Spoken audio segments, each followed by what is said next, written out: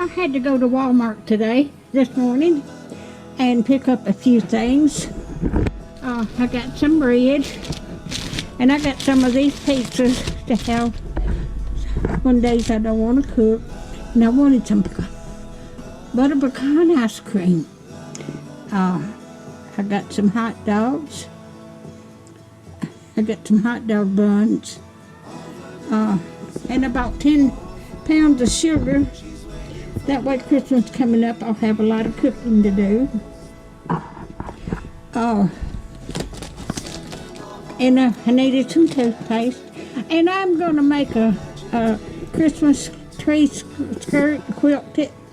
And this is, I've already got the white material with Christmas cardinals and decorations on it. And I needed the red and the green.